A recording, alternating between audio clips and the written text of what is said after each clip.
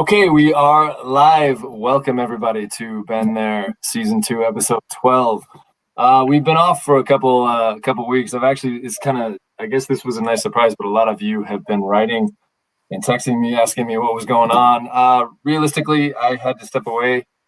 Had to tend to some family needs. They're stable right now, so things are good. But we're back, and today is a perfect day to come back to this. Today is going to be a lot of fun. I get to chat with someone who is not only a mentor of mine, but she is adored by many, not just domestically, but all around the world. I cannot wait for this. Mrs. Franz, I still can't literally call you Merilyn. Sorry. It's always going to be Mrs. Franz. So, but thank you so much for joining us. You are live from Oregon. How are you? Do you know, I'm just great, Ben, and I'm just so happy to be here in my kitchen. Yeah. And looking at your sweet face, a little gray hair there, but oh, look at that. There we go. At least there's what's left of it, right? We just talked about it. Yeah. So at least I have some. That's all I care about, is that I have enough to get by. We'll go with that. So I am so excited about this. We just talked before we went live. I've known you since 1986, mainly because, and I speak for many people who say this, at the old school. I got to tell the people watching, I'm going to guess that most people that are watching know who you are. And this is a TAS, Taipei American School, kind of, by the way, look down at your screen, Mrs. Franz, because can you see that? Janet Chung just wrote in. Yeah, so that's what this one's going to be. I had drank too much wine. No, this is going to be somewhat of a TS reunion of sorts, and I can't wait to talk about so much. But the people that are watching, my guess is this is going to be, like I just said, a TS reunion, and that's fine. That's one of the perks about doing this show, is so many people get to chime in, and hopefully they're going to write in just like Janet did. But I'm so grateful. I've known you since 1986. The thing that sticks out to me, you were my home ec teacher, as you were many. I just found out you hated that, by the way. You hated teaching that. Well, there's a story there that we might get to. Let's do it. Yeah. We'll do it in just a minute, because I want to make sure you get the proper intro. Okay. But what always is tattooed in my brain with you, and I know I speak for many when I say this, is in that class, we would I don't want to say we refused to put our stuff away, but every day you wouldn't let us leave before we cleaned up. And it was always that phrase of, I'm not your mama or your ama. And right. 30 plus years later, that still rings in my head. So I still tell you that today. Yeah.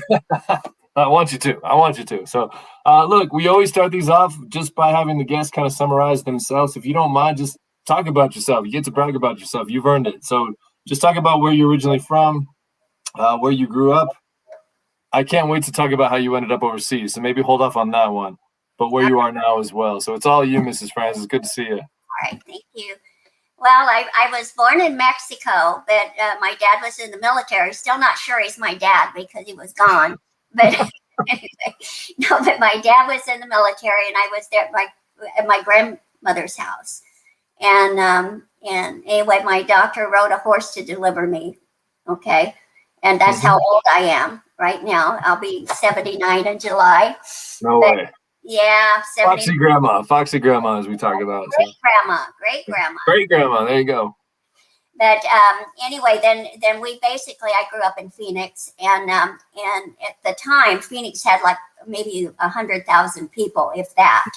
And you know how big it is today if you've been there recently. And I go there a lot. I actually go down for spring training. I go and watch baseball pretty much every spring, except this 2020.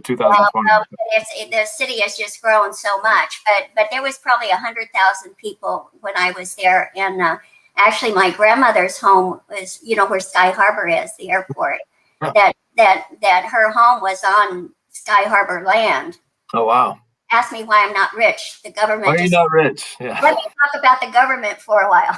No. But anyway, so I grew up. I went to school there, and actually, I was married when I went to college, and I went to ASU. I got actually 3 degrees at ASU.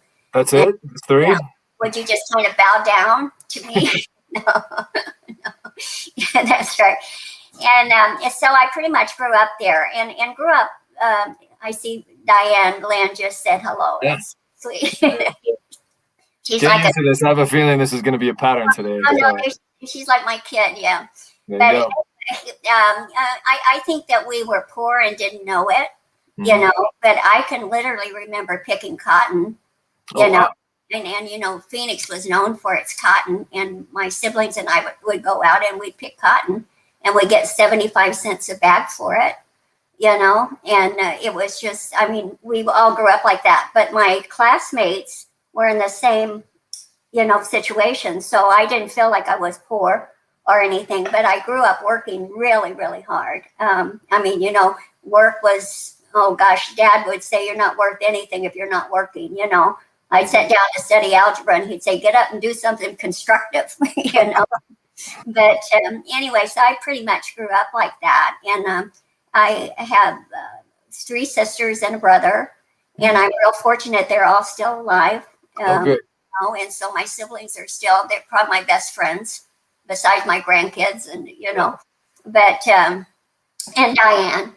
So, Yeah, there you go. well, she checks in on me every once in a while to see if I'm all right. So pretty much I grew up in Phoenix and went to ASU. And again, well, Derryl and I have a condo in Phoenix now, even. And that, there was a question that you said you might ask about what's home. But yeah, that was my next question. So yeah, what is the concept of home to you? Because you've been all over the world, and we'll get into that. But like, what's the concept of home? It's like even with Derryl when he says, "Well, we'll be going home," and I'm like, "Which home?" You know, and his was Kansas. He grew up in Kansas. That's right. Yeah, he was superstar in Kansas. You know, like, you know, he still has a little legend there. But anyway, so that was pretty much my background. And married early. Got my degree, my teaching certification, and actually I was older. I think I was 27 when I graduated from college, but I had 4 kids, and I graduated college in 3 years in a summer session. And Sean McKeon just chimed in. I don't mean to interrupt you, but Sean McKeon just wrote in too. Oh, hi, Sean. Yeah, but it's so funny because when you see these names, it's just like you just see them as teenagers, you know. And that's been such the blessing of social media, is because you always, like, when I taught at Sunny Slope for 9 years, I taught at Sunny Slope High School in Arizona, and I taught family life studies, which was like basically sex education. And so, but anyway, I taught that. And so now all those kids, I still see some of them on social media, and, you know, they're all great grandparents and stuff. And it's amazing, but it's a blessing to see you kids. I guess you're not kids anymore, but see you all grown up and see what you're doing. And gosh, you get so proud of some of you, you know, your heart just kind of pops, you know, that you see people that you think, oh, they're not going to make it, you know, and they're doing just fine, you know. So, but that's been a blessing, a real blessing. No, that's fantastic. Yeah. So I got to ask, and we'll get into Coach later. I always call him Coach. It's Derryl that we're talking about. But, how did you guys end up overseas? I never actually, obviously, I knew you as a little guy, then I knew you as a high schooler, and then I knew you past that. But I've never actually asked you this question. How did you guys end up overseas? First of all, I have to tell you how I met him. Yeah, please do. This is a great story. I do know this because of last night. We talked last night prior, but yeah, please tell the story. This is great. Well, he and I started at Sunny Slope High School the very same day. We were both hired with a little group of educators, you know, and so the principal is taking us to see the school, and we walk all around the school and everything, and we go into the gym. And Derryl's right beside me. He goes, "Ooh, a gym," you know. and I said, "Oh," I said, "You know, you're excited about the gym, obviously, you know." And he said, "Yeah, I'm a basketball coach." And I said, "Well, you're sure short for a basketball coach." That's the way we started. Yeah. Okay, and so we actually taught together for, I think, 4 or 5 years before he transferred to another school. Okay. And anyway, I told you last night we were kind of chatting, but I was a little famous for going to the other schools and doing my little reel, you know, on a pregnancy. And you can tell that story, by the way. It's okay. Well, I really I had little videos, like this is when Betsy got pregnant, and I'd have Barbie dolls, and everything. But I even went into churches and all and did this sex education thing. So he called me one night, and I'm sure he must have been drinking or something. No, he wasn't drinking, but anyway, he called and he asked me if I would be a guest speaker for his health class. He was in at Maryville High School. And I said, well, sure. And he says, well, we need to talk. I said, we need to talk about it. And I said, well, your school's playing my son's school. My sons were all playing football. And I said, on Friday night, come by the house, and I'm going to have, just some food out and stuff. So anyway, Derryl came and he stopped down, and it was before everybody got there. And then all of a sudden, the team started coming in. And then it was like, hi, Mom. Hi, Mom. Hi, Mom. Hi, Mom. And he says, how many kids do you have? And I had the 4 boys, and he had a lovely daughter. And so we kind of, that's when our whole romance began. But anyway, we got married, and then I can go into the story of how we went. We had 5 children between us. He had the lovely daughter. I had 4 sons, right? 3 of them were getting ready for college and are in college, a couple of them. And it was a second marriage, and we just simply didn't have, the funds. I mean, to really support these kids in college because of what we had been through. And so we went to a dinner party one night, and Dick Jacobs, I'll never forget his name, but he had been an educator in Pakistan, and then he'd also been in Mexico. And he said, what you guys need to do is go internationally, because, and we'd had a lot of fun before that. Derryl taught an outdoorsmanship class. So, oh gosh, I got to do so many fun things, just, hiking and biking and skiing and climbing and all the stuff you do outdoorsmanship. And so I knew he was adventuresome. And actually I said, and when he passed away, when we first kind of thought about getting married, he said, do you like to travel? And I'm like, well, I've never been to the Grand Canyon. I lived in Arizona all my life, So I never, I had just never traveled. But anyway, Dick was talking to us, and we laughed about it on the way home. And then a few weeks later, we get a call from Dick and said, there's a hiring conference in California, in LA. Mm-hmm. And so after a basketball game, we go over to LA, and we interview with just one person. And we're not serious. We're really not serious. Okay, again, a couple of months go by, and we're in bed. The kids are all yelling and hollering, playing basketball in the backyard. But Derryl and I are in bed, and we get a phone call, and we were offered the job in Bangkok. Yeah. And we're like, yeah, sure, we'll go, and the kids were all leaving home. So we get up to tell the kids, and they're like, yeah, right. No, we said, no, you got to get your things and get out. We're leaving. Yeah. But we were going to Thailand, and this is the truth. I'm embarrassed, but not embarrassed, because when you get old, you can say what you want to say. But right. But anyway, you probably don't remember, but there used to be the Britannica, right? The encyclopedias. Yeah. And we all had that shelf of them and everything. Yeah, those helped me through high school essays and reports. So yeah, definitely, I'm with you. So. I'm surprised you remember. Well, yeah. That was pre-internet. That was I didn't get the World Wide Web was not a thing until I was late in college. By the way, so.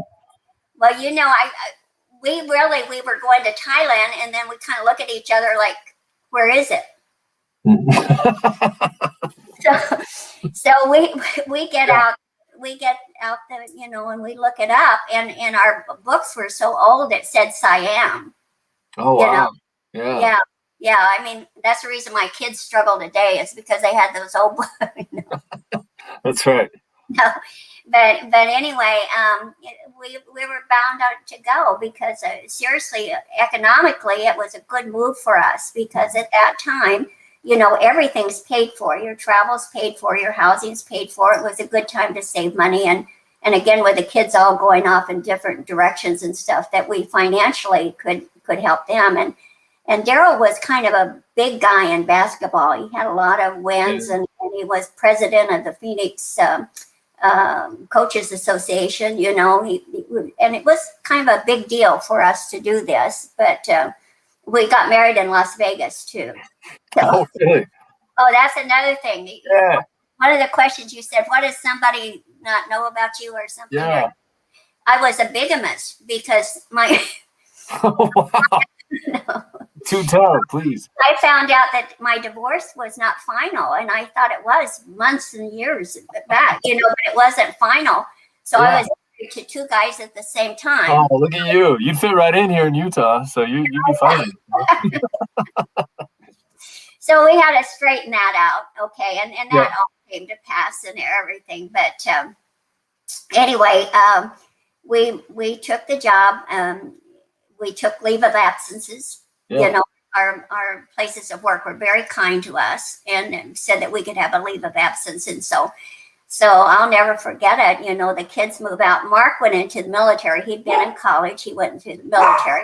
He's now a U.S. Navy SEAL retired commander. I've got to get that in. Wow. But, yeah, he was going into the military. So anyway, we take off and we go to, on the airplane. I'd never been on an international flight before. Wow. And I just simply recall that I was sitting there and all of a sudden I realized that my earphones were on the wrong way. You know, I'm thinking, well, you know, I'll figure this out, you know. Yeah. So we did go to Thailand, and it was, oh, what an experience. It just amazing experience. And did any of your kids go with you, or was that just you? Yeah, really, Matthew's been international ever since. But the joy of that is that he has a beach in Krabi Beach. A restaurant in Krabi Beach. Okay. And he's married to a lovely, lovely Thai girl. Cool. And I just couldn't be happier, you know, with how he's ended up, you know. And I took Derryl's ashes to Krabi. Yeah. But anyway, so we go there, and I'm telling you, the second month, I'm talking too fast here. No, you're fine. You're good. Huh? You're good. Yeah. No, bless you, chatty Cathy. But the second month that we were there, we got there in August, and in October, we had a horrible accident. 3 people in our car died, and yeah, and a lot of people don't know that. Diane, if she checked in, she knows it. You know, she knows the story. But anyway, we were going on every single little holiday on the weekend. You know, go to Burma, go to this, go to that. And we just took advantage of all that. And we were coming back from being in Chiang Mai, and a truck hit us, smack on, you know, and it killed 3 people, and actually I was very injured. I was like in upcountry hospital, right?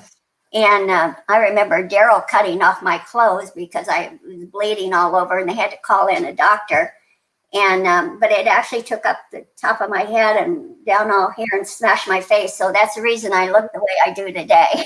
Whatever, you're doing just fine. Wow, I had no idea. Yeah. It was a horrible accident. And so anyway, Derryl rode a bicycle. We were up country down to a telegraph place to let the school know that this accident had happened. And and so the school just clicked right in and sent an ambulance up. And I remember sitting in the back of that ambulance, and you know how the light goes around, and I really get kind of tickled. You know, I wasn't on drugs, but I just got kind of tickled because I'm thinking, that's for me. Everybody's probably wondering who's in this, you know. But anyway, I was in the hospital for some time, and actually at home for some time. And but the school was absolutely amazing. The teacher that had similar injuries to me, he went home, you know, and everybody was so kind there at the school. And the nurse actually knew she didn't know. Her husband owned the hospital. Oh, wow. nurse. That And helps. Yeah, I would think that helps. Yeah. so I did get the Queen's doctor to sew me up. So anyway, it literally was the Queen's doctor, plastic surgeon. And so he put me all back together. Jane, that's so There you go. We were just talking about her right before we went live. Yeah, go ahead. talking about her. So anyway, we had to decide if we were going to stay or not, and I just felt that we needed to, But the school was absolutely amazing. Everybody was amazing, and I went back in the classroom. I wore big glasses and everything, and one day I just realized I had to take those glasses off because the kids weren't relating. Yeah, totally. Yeah, and so anyway, we really had fun in Thailand. I mean, we traveled everywhere, did everything, and Mimi and Mimi Malchin and Kathy, they both came there as student teachers, while we were working there, and that's when we first met them. In Bangkok? Yeah. Oh, I didn't know that. Wow, that's interesting. They were student teachers in Taipei, but they came to Bangkok, for some event. Yeah. That because I remember, like in Bangkok, you never could wear short shorts, and they both had on short shorts. but anyway, so we met them, met Bob Winger. We met, a lot of people, from the whole, area there. And that's when we got to talking about IASAs, is that when Derryl came and first of all, this is funny too. See, I could talk to you all night. Go for it. I love it. This makes my job a lot easier. So just keep talking. When Derryl, we were at the airport, literally going through customs, and this big old guy behind us, redheaded, Fred Fraser. If you remember Fred Fraser from back. I know the name. Yeah, I do know the name that rings a bell. Yeah. He's a legend. Anyway, he says, well, where are you guys going? And we said, oh, we're going to teach wherever, and we were just so nonchalant. And he said to me, he said to Derryl, he says, well, what are you teaching? And Derryl says, oh, I'm going to be athletic director and basketball coach, and Fred says, that's my job.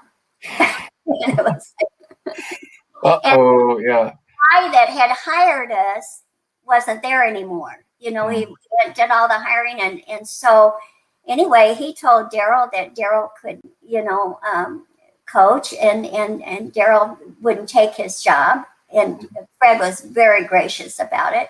And so Derryl became the girls' basketball coach. First time he ever. Oh, wow. I didn't know that. Yeah. Yeah. They didn't lose a game, by the way. Of course. That doesn't shock me. Well, I think they'd never been coached before. But anyway, so that's when we started. And Taipei wasn't even a factor then. They weren't in the conference or the where they went. They went to Singapore and Jakarta and Kuala Lumpur. We always made the trips to Hong Kong. And, love those trips. Manila, yeah. So, but anyway, we started doing exchanges, and I actually became the cheer sponsor. And I can see that, yeah. Yeah, well, I'd had a little bit of experience in the States, but our cheerleaders were such a low ragtag bunch because we had wonderful tailors that could make uniforms and stuff, but we had no pom-poms. We made just these old pom-poms. They would be such an embarrassment today, But we went to Singapore. We went to all those places. But I'm really recalling here, and I wish I knew their names, but there was a guy from Singapore and a guy from Jakarta and Derryl. They started doing these exchanges. And from that, they developed the original IASAs. And so anyway, we had that experience with all those schools around, but again, Taipei was not a factor at all. And so anyway, the third year we were there, and just loving it. But the third year we were there, Derryl had become an administrator, and not surprised at that, but he was the athletic director. And anyway, with me, because I was in the classroom, that I had to speak and read Thai at the 6th grade level, being a farang, being an Yeah, that was the rule. Wow. Well, the headmaster that was Thai said, we can hire somebody that looks like you, and they can take the test. And that had been done, several times. And so I just simply wouldn't do it. So we had to let the school back home know that we weren't coming back, And so we went to a hiring conference in Greece. Okay. Wow. Okay. Yeah, just think of all the travel we had. Yeah, I love it. It sounds great to me, personally. So much fun. It was what a joy. Yeah. So anyway, we went to Greece and we went to this hiring conference and had a couple of hooks on the line, and came back and we get a call from Guy Lodge. And it was near Chinese New Year. Yeah. And Guy Lodge said, can I take you guys out to dinner Chinese New Year? I want to talk to you. And so he really wanted Derryl because, he wanted into ISs. And he wanted me because he wanted kids to do worse. No, that's true. No way. No. It was try. Yeah, nice try. No, it was like, seriously, it was like they were two, like one of my kids, had to stay all night on his knees for a B, And so anyway, Guy really kind of created a job for me, but they wanted Derryl. And so anyway, Derryl and I went to Taipei. That's when we went to Taipei. What year was that? Oh, gosh, let's see. We started out at 81, 82, 83, 84, 85, 86. It'd be 86, I think, maybe. So that was the same year I moved to Taipei. Okay. Yeah, could be. Okay. Yeah. Yeah, could be. But so anyway, Derryl and Guy goes to a conference with all these other schools at that time. And Derryl kind of promotes TAS getting in. Well, the other schools really didn't want TAS, because again, it was a little farther, they did go to Hong Kong just, to play. And so there was a real kind of a dilemma there. But I think through Guy and Derryl, that's the reason that I just want to toot Derryl's horn right now, because that's the reason they have IASs today, is because Guy came and got Derryl, And so Guy was such a fine man, He was, yeah. I remember him well, and both my parents always spoke highly of him too. So he's definitely a good man. So he really loved the school. He really loved, what he was doing too. And May, his wife, anyway, they were so gracious and so kind. But anyway, that's kind of how Taipei got into IASs, was through Derryl and going to Taipei, and then he and Guy both met with these guys, And at the time, it wasn't as expanded as that. They had Model UN, I think, and they had athletics, but they really didn't have music and drama and all the fun things that kids were involved in. So that kind of developed as Derryl was there, and Mimi and Kathy really helped Derryl. They were just superstars in helping him. And Mr. Guo, remember Mr. Guo? Yeah, Mr. Guo. Yeah. I do. Yeah. He was just amazing. But Kathy is still in Taiwan. Yeah. Mimi, I don't know where Mimi is now. She was in Singapore for a long time. I think Mimi may have gone back to Washington. Okay. Probably. I'm seeing Elsa on screen here. Elsa would know. So, but anyway, they were just really, really good help, and but everything just kept growing and getting more involved. And Derryl was really a stickler for the rules. Like he was. I can vouch for that. Yeah. He sent the superintendent's kid home, for drinking or something. No, I can vouch for that. Yeah. Yeah. In a good way. So yeah. No, he really, I could tell you about when we went to Romania and all of the rules. But anyway, he followed the rules. Derryl was a rule follower. And Derryl, I believe, was very fair, with everything that he did. And that's the reason he did well at what he did, So, but anyway, the story goes on, continuation here. You're fine. Yeah, after 3 years, we started to have grandkids. you know, at that point. And I'm just thinking, oh, geez, you know, we're away from the kids. We need to go back home. We just do. And so we did go back. We bought a little business in Texas, and I'm apologizing to the McCanns. We hated Texas. but anyway, we bought a little business, and it was in January. We get a call from Guy Lott again. Mm-hmm. Yeah, because I remember you were gone and then you came back. Well, but I wanted to go ahead and I needed to re-up my counseling credentials. Mm-hmm. So, but Guy Lott says, we have a job for Merilyn if you'll come back right now. So Derryl went back and I did not for 1 semester because I had to renew my certification. Okay. And so, anyway, but Derryl went back as athletic director. Something had happened. I don't know the story, but Guy said they were in a mess and they needed Derryl back, which is real complimentary to Derryl, you know. It worked out great for me because I get to have him as a coach. So that's fine. Yeah. Yeah. Well, we went back and then we stayed there for quite a long time. And you know, every summer we just, oh gosh, we traveled, you know, I'd have to get back early to register kids, you know, and, but Derryl, oh gosh, we traveled to every state in the United States. Wow. You know, and we've, oh gosh, just so blessed with so much travel. And, well, I want to stay on that note. I was going to ask you later, but let's just talk about him because you both, I want to make sure you understand it's not just coach, it's you as well. Both of you are mentors to me, but I know I speak for a lot of people watching. You know, it's both of you. But I do want to talk about him for a minute and his legacy. You know, I don't know if you even know this. He and I butted heads for a long time. No, I know. I wouldn't say a long time. Yeah. No, I know you did. I know you. But in a good way. It was because you know, sometimes you have to you realize things after the fact, right? And you realize that.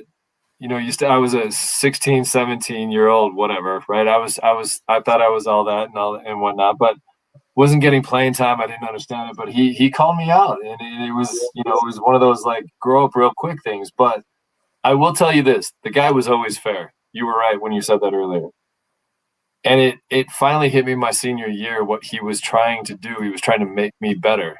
You know, it was never that he thought less of me. He was just trying to make me better. Had nothing to do with like or dislike. It was like it was what was fair and what was good. Absolutely. You know, you don't realize that at 15, and then you kind of that year between your sophomore year, junior year, senior year. I adore the man. By the time I graduated, I'm a coach now. You know that we talked about that last night. I coach high school baseball here in the States, and there's not a day that goes by where I don't think of him. You know, and think of how he would have handled this. How would coach would have handled this? You know, things like that. And he never belittled anybody. He was always fair. You know, you look, I guess the best compliment I can give him, and I know I speak for a lot of people that, you know, yeah, he was tougher. He was rough around the edges a little bit, right? But he was always fair. And I can't get back to that enough. But if you long term, if you step back now as an adult now, looking back, you know, the issue was me. It wasn't him. He was trying to make me a better, not only athlete, not only basketball player, but a person. He taught me more about life that I never really truly got. I did see him at Nick Chen's wedding. You and I talked about this last night. I saw you guys about, I don't know, that's probably been about 10 years ago. But gosh, yeah. Yeah, I was so thrilled to be there for Nick. But at the same time, when Nick told me you guys were coming, I'm like, I'm there. No doubt about it. Because I wanted to sincerely thank Derryl. Because he meant so much. You know, at the time, I didn't realize it as a high schooler. But, you know, you step back and you reflect on things and what he meant to me in terms of how you conduct yourself, how you approach sports, how you approach life. You don't get that back. And he you know, Miggs and I talked about this. Miggs has been on the show too. Told you you said you weren't gonna cry. I'm trying to hold it back right now. But he just you know, father figure, just a gentleman, and both of you, aside from my parents, you both just taught me how to treat people. Yeah, I know. Yeah. Sorry. No. And Miggs came to see him right before he passed too. Yeah. And, that will always be special. We said we wouldn't do this, and here we are doing it. So. No.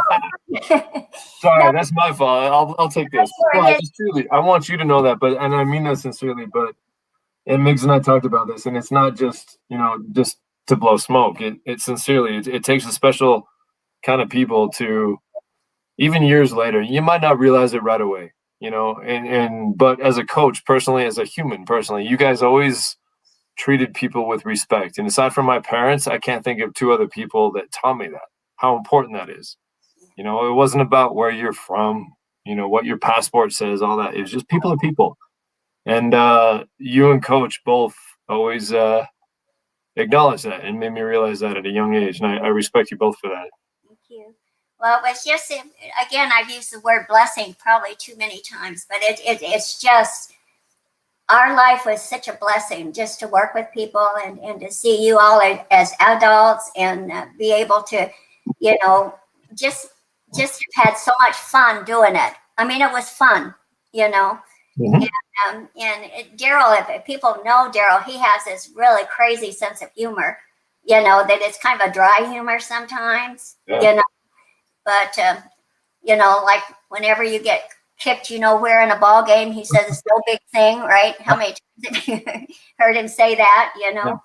But anyway, he really enjoyed what he was doing and he believed in what he was doing. And so anyway, we've had I wouldn't trade my life with anybody, Ben. No, I don't blame you. I just he always call me. I can still hear him call me Benner, which I hated at the time, but now what I'd give to hear him say that one more time, right? So it's. My grandniece called last night and she says, "This is Kyler," and it's Kyla, but I knew that's what Derryl called her. This is Kyla. Yeah. But he always kind of had a nickname for everybody too. He always had some sort of a nickname, and he really he pained over some of the decisions he had to make, but he felt that they were decisions that were good, So there's and I'm truly not lying to you when I because it's true. I mean, I've been here in the States a couple of years now, having been overseas for a few years, but being a head coach here, and I coach baseball. I don't do basketball, but still, there's not a everything that pops up. It's like, what would Coach do? You know what I mean? It's a reflection. That's what the grandkids say. They say it's kind of like how a lot of religious people say, "What would Jesus do?" But my grandkids say, "What would Grandpa do?" Yeah. And they really feel that way. I mean, they really do. And he was such a mentor to them as well, Yeah. And gosh, my oldest granddaughter right now, she's 38. I'm loving these little messages. Yeah, Tim, it looks like Tim. By the way, Tim's on next week, but I meant to tell you. I'll be sure to watch. But yeah, he it looks like he left his senior year. I remember that. So yeah. Well, and then I don't know if you saw this one too. Speaking of Nick Chen. Yeah. So. Yeah, well, the Chens, and I loved his mom so much too. That was kind of the neat thing about working internationally. I mean, you really became friends with the parents. I mean, the parents were really your friends. And when you live internationally, that's kind of your family right then. And I have a wonderful family. You know that I have 15 grandkids and 14 great grandkids. I have a wonderful family, but the international community was my family too. And you're right. I've seen some things, with international people, you don't see color, you don't see religion, you just see a person that's a part of your life, that's an extension of you, And I think that's what was, again, the word blessing. It just, I see all the things today with the prejudice and the riots and the this and the that, and we just didn't see color or differences, and there was big differences. Oh yeah, definitely. And it's kind of like with my daughter-in-law that married Matt, that's Thai, and she every day she takes green curry to Derryl up in heaven, And I'm thinking, you go, girl. You know, it's like, you know, I just really, yeah, you just don't see religion and color and, you know, backgrounds. You just see people. Yeah. And Yeah, but I hope you truly realize how much you taught a lot of us that, right? Because it wasn't always the case. Not everybody had parents that said the same thing, you know. I truly hope you understand. You know, it's not just about coach either. It's about you. I learned a lot in your classes too. So. You're sweet. Thank you. Well, no, I'm not trying to be. I'm just. No, I see all these names on here. There's I, a reason all these people are logging in right now. Like, I hope you realize that. So, no, yeah. well, I just really, really, I just felt overjoyed at my career, and it was really quite different. It go on a little bit when we came back to Taiwan, and then we left after 9 years, and that was really hard. But the family was okay. The family was getting so complicated, you know. That it just was. I mean, you know, you just had kids and weddings and births and everything. And so we retired, but we retired too early. We bought that little property, and it wasn't where we were going to live for the rest of our life, but we were there, and we talked to Don and Joyce Bennis. Yeah, absolutely. I was talking to them on the phone, and anyway, they were having so much fun. They were going somewhere, doing something. And when we hung up, Derryl said, "Do you miss it?" You know? And I said, "I really do. You know, I really do miss just the travel, the you know, you might get hit by a city bus. You know, I mean, you know, you always have that question mark, what's going to happen today, you know?" And so we went to a hiring conference in Boston, just a fluke, just an absolute fluke. Yeah. Well, we straight away got a job, I believe, in Egypt and South America and someplace else. Oh, I think it might have been Paris, but Derryl was too old. You had to be like 50 something. Then he was like 2 years too old, you know. And anyway, now Janet. There you go. See, it's not just me. I hope you know that it's not just me. Oh, I'm forever loving Janet. Yeah. But anyway, for those of you that can't see it, I get these. They can all see it. They can all see those notes. So don't worry. Okay. But anyway, so we again, the job came up in Romania, you know, and again, they were it was hard to get our combination, athletic director and counselor. You know, you just don't have that combination. You're not a first grade teacher or, you know, something that has a lot of positions. Right. And so we were offered the job in Romania, and we went down, a very fancy hotel, you know, but we went down to the bookstore and again had to look up Romania because, you know, and for your information, it looks like that fish. Okay. If you're looking at that. Yeah. But anyway, it was a third world country at the time, and just the adventure of it all, you know. And anyway, we decided, well, we'd go just for 2 years. We would go to Romania, and that was so very different than Asia. I had all different kinds of international concerns. You know, again, you're in a situation where the kids have fled their home country because, you know, they're being killed and stuff, you know. And anyway, but you have the, you know, kids from Israel, you have the kids from Syria, you know, you have the kids, you know, from Russia, you know, and so it was real different because that is what was it, Eastern Europe, right? And so anyway, I was the counselor for the entire school, like from junior high to seniors, you know, and it was in an old castle. But oh, how fun! But our apartment then had guns. Still, the guys out front had their automatic weapons, you know, but they didn't have bullets in them. But they had them, you know, patrolling, and we actually had bullet holes in our building. And Ceausescu had just been dead for a short period of time, right? Right. And so anyway, it was just real different, but again, real fun in another way. And still, these kids were like third culture kids. I mean, they weren't. A lot of them weren't American, but they were third culture kids for sure. Absolutely.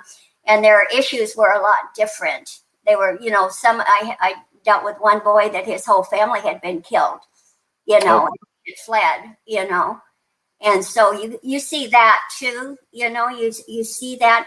And I think you become a better person because you feel the pain of people that's not like you, but has every bit of blood flowing through their veins, And so anyway, but we stayed there for 3 years before we retired. And Derryl was really funny because it was a whole different ball game. He knew that you guys probably snuck out and drank and did things, I don't know what you're talking about. Yeah, I plead the fifth. I don't know what you're talking about. Well, some people have confessed. Okay. But anyway, there, he's on an airplane going to Russia with these kids, to play ball. And they're drinking on the airplane. Yeah. And, Derryl is kind of like, this is not working for me. This is not working for me. And so we had to have some new kind of, we had to learn some things, right, about cultures. And like my kids, there was a little kiosk right down the street and they sold vodka in little sippy bottles, kind of like a Welch Aid or something, The kids would all go out for lunch and come back, and they'd all be pretty well. So, but anyway, that was fun too, hon. That was just fun. But I love it. I want to stick on that note real quick. We have about 20 minutes left, and I want to make sure I get all these in. But all right, I'm good. Yeah. So obviously, I mean, this is a situation where families are still moving overseas. If not, probably more than ever, right? Yeah. What kind of advice would you give to those families, especially the parents that may be uncomfortable with moving and not quite sure? I'm sure you guys weren't quite sure. You took a leap of faith. As my parents did, as Nick. Everybody that's on there that's chiming in. I'm sure their parents probably had a little bit of a up front they were confident, but there was always that in the back of their mind, right? The nerves and things like that. But what, if you don't mind, just kind of talking about that? What would you give in terms of, I don't know, just those families that are moving overseas? What kind of advice would you give them? Well, first of all, they have so many more resources than we had. When we tried to find a book on Romania, there was no such thing. There wasn't books on Romania, not a book. Yeah. Less a little, look it up on the internet. We couldn't find a book on Romania. And so I think that you really have to know the culture that you're going into. Again, a couple of things happened to us. Like when we first went to Bangkok, we were buying a fan in a local hardware store. And Derryl pointed to the fan with his toe. Well, you don't point your toe to a tie, especially towards the head, because that's just like flipping on a bird or something, Yeah. But we didn't know that. And we didn't know the culture. And I think, first of all, that people have to let their kids know this is different. Mm-hmm. We need to talk about this. We need to learn about this, and really do their research is what I'm saying, But again, build it up like it's something fun, like, oh God, we gotta go, that it's something that we're looking forward to as a family. But once they know more about the culture, and even the kids can learn a few phrases or something, they think that's real cool, But I really think that advice, and again, Ben, it's so much easier now because I couldn't see my grandbaby, and today you just, I'm always seeing somebody in Romania or Israel or someplace. I just can see them and talk to them, and so they have so many more resources than we had. But I think that they have to view this as a positive thing, not that, oh, good Lord, that we're going to have to leave our friends, we're going to have to do this, we're going to have to do that. And the positivity comes, from above, which is their parents, that they set the mood for going, and they have to know it's going to be different. I remember one teacher, we were out to eat. Oh God, that's another story. for the first few months before we got a maid in Thailand, you have to have a maid, because there was, back then you don't now, but you had to have one because you couldn't buy food, And anyway, we went out to a restaurant with one of Derryl's relatives that was visiting, and he was just irate. He did not get crackers with his soup, and so I just think that's something that the parents really need to spend some time on, and even the way the school is set up, you have to look into those things. I remember when the Australian kids came in, I couldn't match anything in their math classes. Yeah. Because they didn't do math like we do math. They did integrated math. Yeah. And they had a little bit of algebra, a little bit of geometry, a little bit of trig, a little bit of this, and that. And how do you put them in a math class? And so you have to make things go smoothly for the kids, and today I think it's easier. It really is easier. And the world's a small place. Yeah. And even air travel, good night. We used to have to make 2 stops. Darn it, we always had to stop in Hawaii on the way. Oh, yeah, you poor thing. Yeah. But we couldn't get there a direct flight, but I just think today, I don't have any great advice. I'm just thinking, use your resources. My goodness, that is great advice, and I totally back you on that. It's so much different now. I mean, I moved overseas in 1983. There was nothing. I thought, for all I knew, we were moving to California. I didn't know, right? So that's great advice. That's absolutely great advice.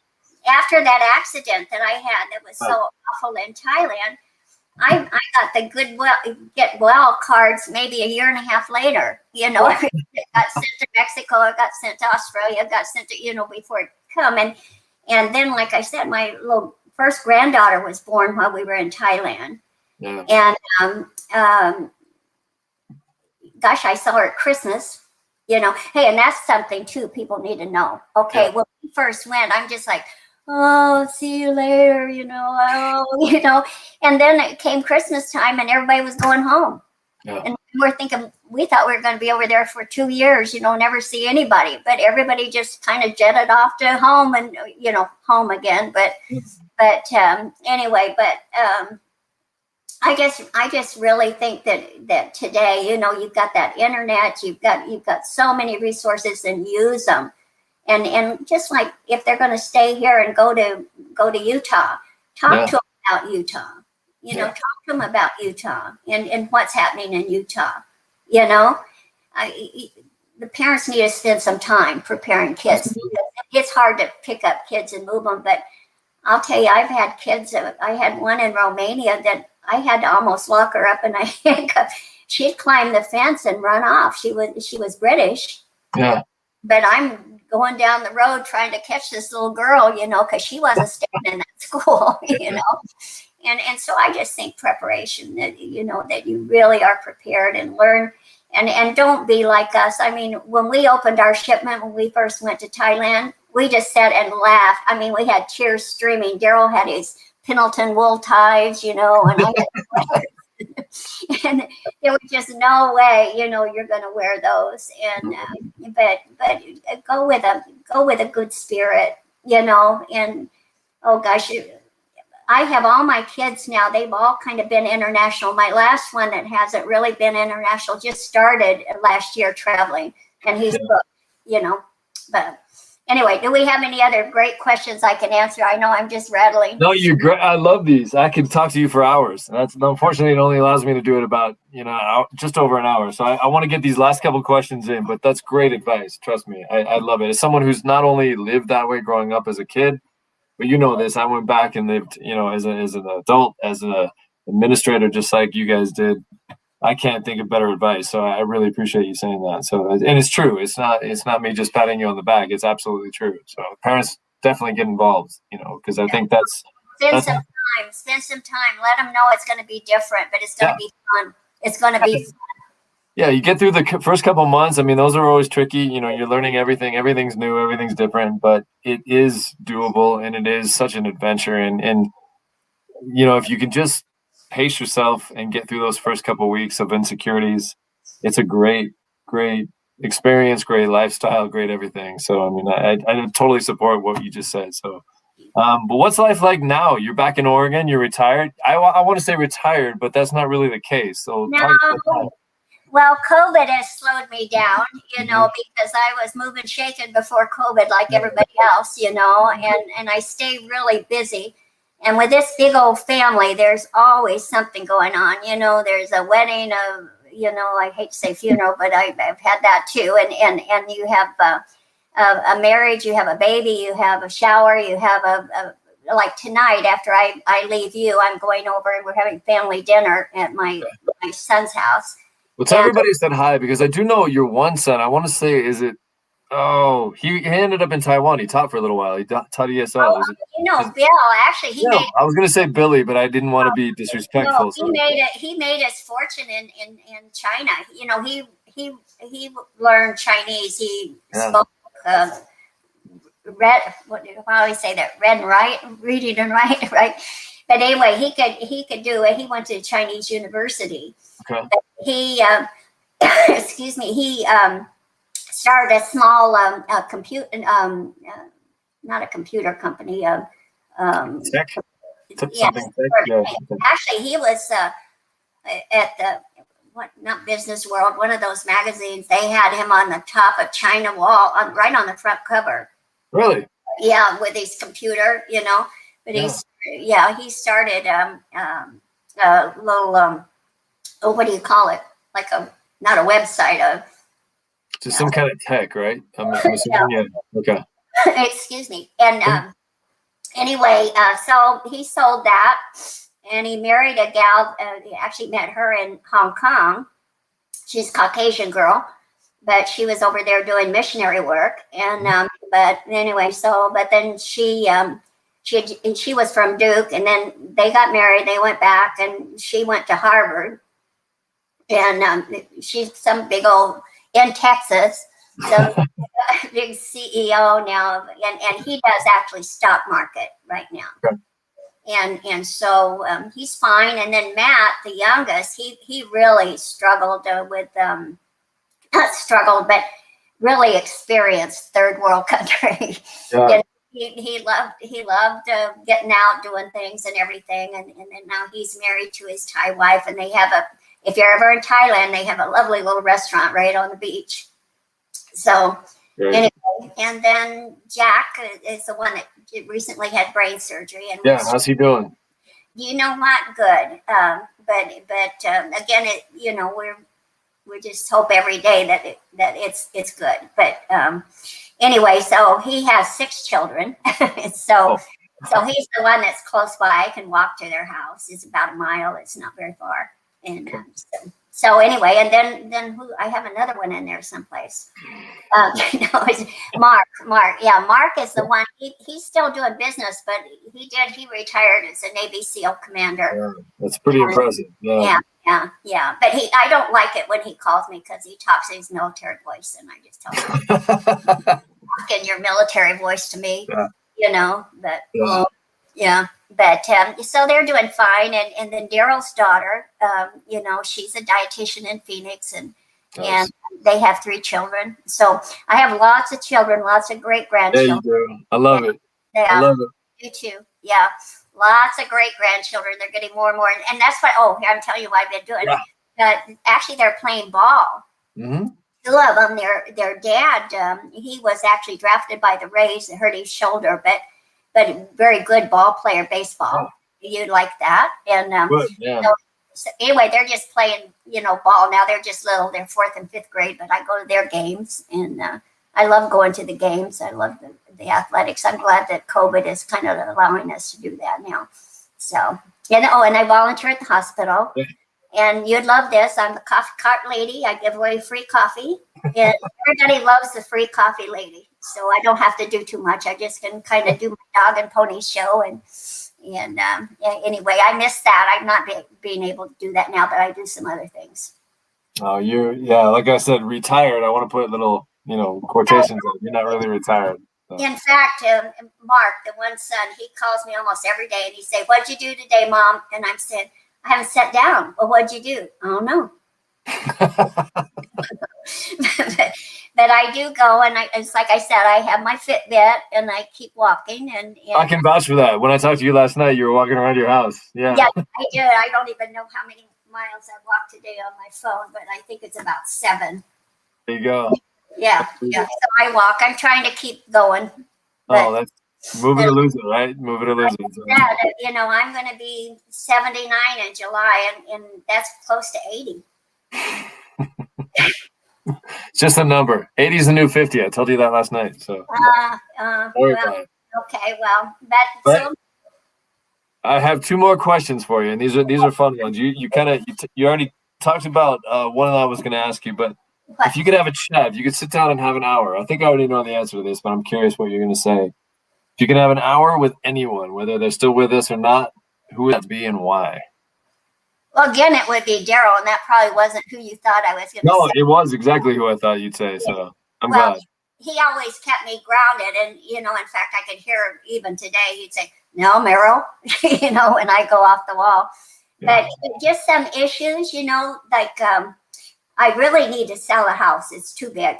Yeah. This isn't a good time to sell the house.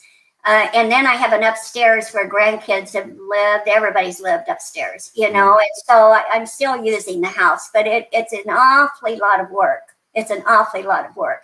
And Derryl would be going nuts with the deferred maintenance, But, you would. Yeah, he doesn't like it if a faucet drips, and so that's hard to keep up. And so just some advice, Right. Yeah, so it would probably be Derryl, Hey, but I have to laugh about this because I'm sorry. When I was in Romania, Jack had his first brain surgery. Mm-hmm. So my very sweet teacher, Romanian teacher, took me to it's not a temple, wherever, but where they have the priests with all the black on it and everything. And so anyway, says, okay, we had to give some money and we had to light some candles, and says, okay, think about somebody that's passed away to pray to, And I thought, no one I could think of was George Washington. So it was like, anyway, but it would definitely be Derryl. Yeah. No, I figured you might say that. I can't fault you at that at all. Last question. We're done. Here, this is it. So you've been all over the world. What to say? No. Yeah. No. Yeah. You've been all over the world. Is there some place you'd still like to get to?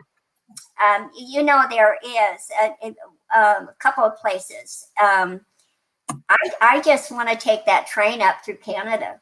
And I have been all over the world. I've been really blessed to have been so many places. And in Derryl's office, he has all the stuff, a big map where we've been, and we've been to every state. And I've traveled so much fun. But I've just always wanted to take that train up through Canada. And I would like to go back to Romania, and I will be going to Thailand many times, I'm sure. But I would like to go to Romania again, because it was really just coming out of Ceausescu at the time we were there. Mm-hmm. So many people were slaughtered and killed, and there was just so much that had just gone on when we were there. And I'd like to see how they've progressed. And, I have some dear friends there too. One of the dearest friends was a doctor for the government, right? $35 a month learned, and our teachers there were so underpaid, but we couldn't pay them more because they said then nobody would like them. So, Christina, but anyway, probably that would be, before I pass, I would want to do that, and I would travel alone. I would, but probably I'll get a grandkid or something to go. Do it, yeah. Have somebody go with you. That's awesome. Yeah, but I could sure do it by myself. When I took Derryl's ashes to Thailand, everybody said, "You're not doing it by yourself." I said, "Watch me." And you probably don't know this. I had a terrible foot injury after him passed, and I just couldn't get well. And anyway, with the foot, they told me I would never walk again without a cane or a walker. And I'm like, and these were good doctors, Yeah. and I'm thinking, you just watch me. But anyway, I'm fine. The foot has really been put back on, but I feel good. I feel good basically anyway. I'm blessed with good health. 80 is the new 50. I can't tell you that enough. So don't you worry about that. You just text me that every morning. I will. I owe it to you. Hey, that's it. We did it. We made it. I'm telling you, it's been fun, and I've probably not answered anything that I should have answered. You above and beyond as always, and I can't thank you enough for doing this. And I do. Yeah, I truly appreciate it. We didn't get to the Tim Wanger burning down some house story or whatever you were going to say, but that's all right. Just the fact that we mentioned it. Tim ever watches this? Tim was not a nice little boy. But I could tell stories that I would never tell on other people. But he's done okay though. He's rebounded. I'm so proud of him. I'm so proud of him. Yeah, and his children, the beautiful children, and of course, pretty Loretta, and she seems to be doing well too. So that's good. So, but everybody that tunes into this or looks at it or whatever, I just send love and hugs, and know that I've got the rooms upstairs if you come to visit. I won't kick you out like I did my granddaughters. They well, they were living up there, and it was COVID, Yeah. And they'd come in from work, and the mask would come off, and then they they've been to the beach, they've been to a barbecue, they've been to this, and everything. But then I have 4 beds upstairs, and they slept with me, and I said, nope, this is not working. And so what really happened is when they brought home the dog, I said, you got to go. Well, we laughed about it. I mean, it was nothing, but I just kicked them out. So anybody that's seeing this, I've got room upstairs. Well, don't be shocked. I have a feeling a lot of people are going to reach out to you after watching this. So I love that. Yeah. I truly can't thank you enough for doing this. And you and Coach have always been a part of the core of me. And I thank you for just being you.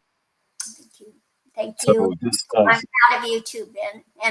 And please just know that I'm there with you in support of your mom and your family. So, okay. Lots of hugs. Okay. It's coming virtually. No, I appreciate that. That means a lot. So thank you very much. I never know how to turn this thing off. So bye-bye. Don't worry about it. We'll stick around. Don't touch anything. I'm going to end this, but I just want to thank you so much. And I know people are watching are loving this and just loving seeing you and knowing you're doing well. And we all think the world of Coach, and he's gone, but definitely not forgotten. I can vouch for that. So, there's Nick Chen. Sweet.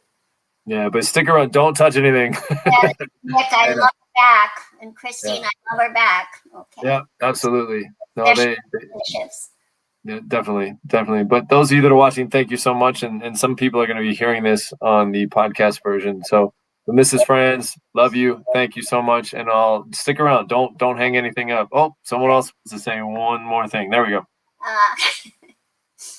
She's I had lunch with her and when I was in Phoenix, and it was just so fun, Good. Well, I hope you know how many people care about you too. So thank you. All right. Thank you all so much for watching. Mrs. Franz, stick around, and I'm going to end this right now, but thank you all for watching. This has been BenThere, episode 12, season 2. We'll talk to you next week. Tim Brandingham, I believe, is our next guest. So wait, before we go though, I do owe an apology to both Tina and Kyle. They were supposed to be the last 2 guests. I had to push them back. We'll get to them. I promise that. But anyway, thank you so much. Everybody take care and stay safe, everybody. We'll talk to you later.